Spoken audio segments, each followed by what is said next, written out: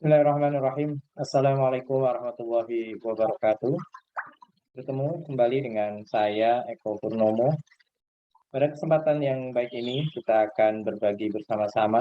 Sebelumnya mari kita awali agar mendapatkan keberkahan dari Allah Subhanahu wa taala. Kita bersama-sama membaca basmalah yang beragam muslim. Bismillahirrahmanirrahim. Baiklah, langsung saja. Kali ini kita akan membahas materi yang sangat penting dalam manajemen pendidikan sekolah. Salah satunya yaitu berkaitan dengan manajemen peserta didik. Ini adalah salah satu tema dalam kita mengelola manajemen sumber daya manusia. Nah,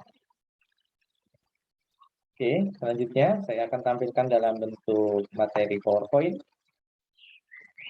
Nah, di dalam manajemen peserta didik, ini berarti kita akan membahas fokus bagaimana kita selaku penyelenggara ataupun pelaku dari dunia pendidikan bisa memanage atau mengatur peserta didik agar ketika lulus dapat untuk menyampaikan ilmunya ataupun bermanfaat bagi sesamanya.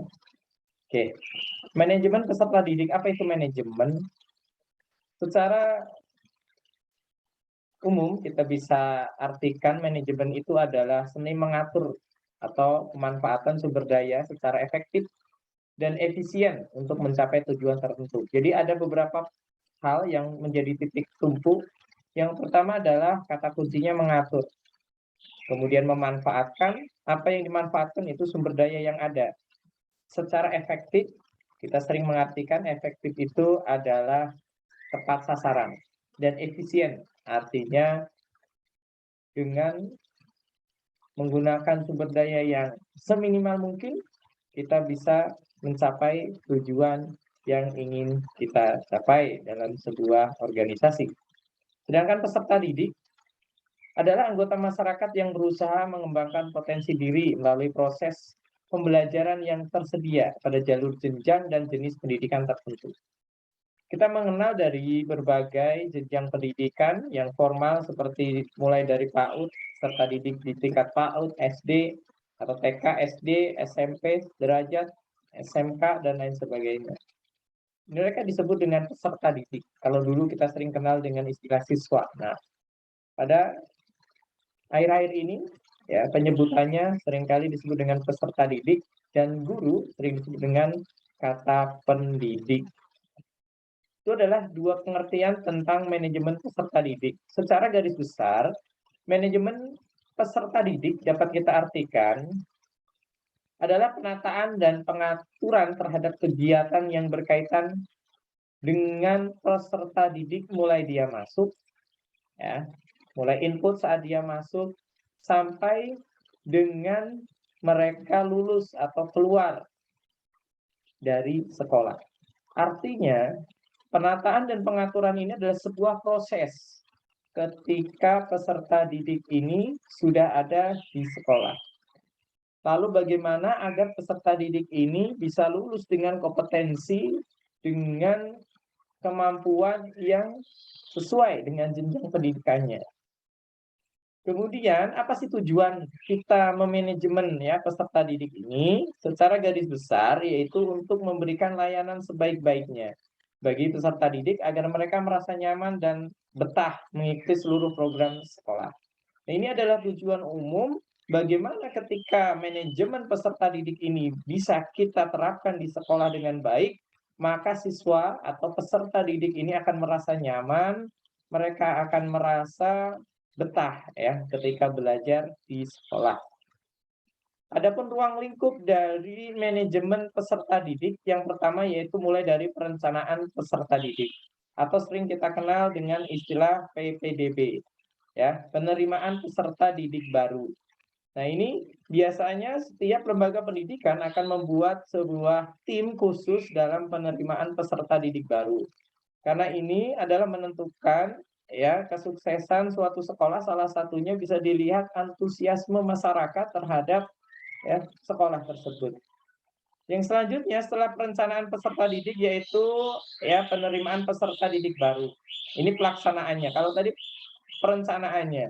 Ketika dilaksanakan ya, ini harus terbagi jelas ya penjadwalannya mulai dari tanggal berapa sampai dengan berapa dan strategi pemasaran sekolah seperti apa, dan strategi rekrutmennya seperti apa. Yang dilanjutkan yaitu dengan kegiatan orientasi peserta didik atau dulu sering kita kenal dengan masa orientasi siswa atau kalau saat ini disebutnya dengan MPLS ya, masa pengenalan lingkungan sekolah bagi peserta didik ini.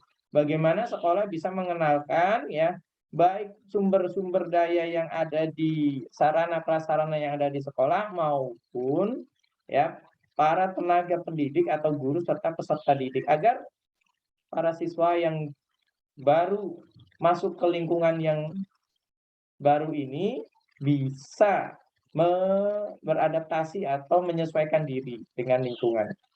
Selanjutnya yaitu berkaitan dengan pengelompokan peserta didik atau pembagian kelas. Kalau di SMK sering kita kenal dengan penjurusan atau sesuai dengan jurusan kompetensi keahlian masing-masing. Nah, selanjutnya yaitu berkaitan dengan mengatur kehadiran dan ketidakhadiran peserta didik. Sebagaimana yang kita ketahui bahwa proses pendidikan salah satunya yang diperlukan adalah proses pendisiplinan.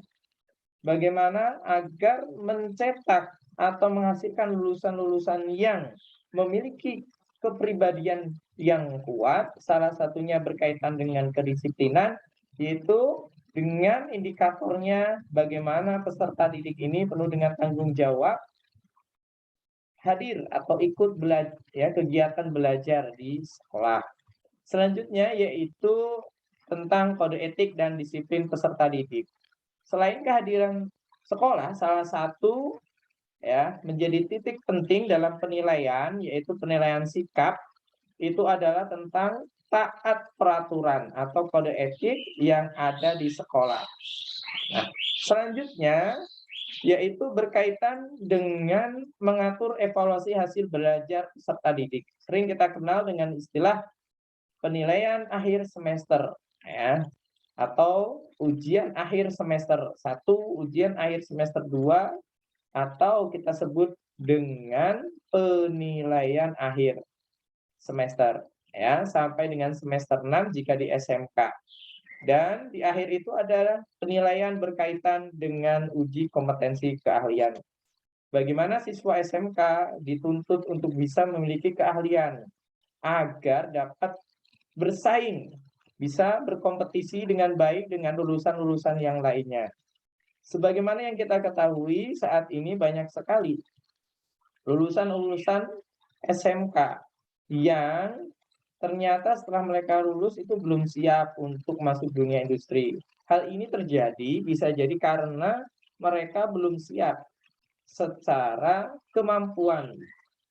Selanjutnya, setelah mengatur evaluasi hasil belajar peserta didik, ini berkaitan dengan mengatur kenaikan tingkat peserta didik. Peserta didik dapat dikategorikan naik kelas ataupun ya tinggal kelas berdasarkan hasil belajar yang mereka peroleh atau penilaian para Bapak Ibu guru yang diperoleh dari penilaian baik penilaian harian, tugas, kehadiran ataupun penilaian akhir semester. Selanjutnya yaitu berkaitan dengan mengatur peserta didik yang mutasi dan drop out. Ya, jika ada siswa yang memang mutasi atau pindah ataupun mengundurkan diri, nah ini harus dikelola dengan sebaik-baiknya, jangan sampai siswa ini tidak ya ada keterangan ketika meninggalkan atau tidak lagi bersekolah. Ini penting karena dari situ kita akan bisa mengatasi solusi bagaimana agar kita bisa memberikan solusi-solusi agar sekolah ya bisa memfasilitasi siswa ini agar terus belajar jangan sampai putus sekolah.